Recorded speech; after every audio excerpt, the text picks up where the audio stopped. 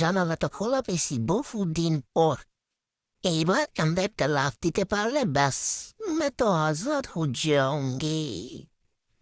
কিন্তু আমার আম্মুর এইটা কোনোভাবেই বুঝতে দেওয়া যাবে না যে আমি কি চিন্তা ভাবনা করতেছি। বিড়ি যদি একবার টের পায় তাহলে আবার জানালা লাগাই দিব। আমি একটু খেলার অভিনয় করি, তাইলে ভাববো যে আমি খেলতেছি। আমার বুদ্ধি তো জানে না। আমি যদি একটা লাফ দিয়ে যাইতে পারি। আরে আম্মু তুমি, এই যে না আমি খেলতেছি কি সুন্দর করে দেখছো? ওরে বাবারে হাতে ব্যথা যেতেছে।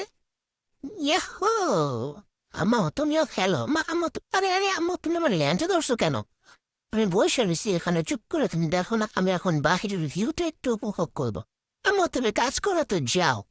এত টেনশন কিসের তোমার? আবার আবার আমার ল্যাঞ্চে ধরছে, আমি ল্যাঞ্চাটা ছাড়ো করতেছি। ছাড়ো! উফ, অসভ্য বেডি একটা। এই ভিডিওটা নিয়ে আমি পারি না, ছাড়ো আমার ল্যাঞ্চা।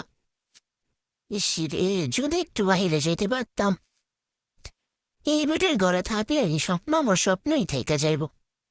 বজ্জাত বেটি অসভ্য বেটি আমার একটু বাহিরে যেতে দেয় না। উফ, আমার ভালো লাগে না, আমি একটু বাহিরে যাম।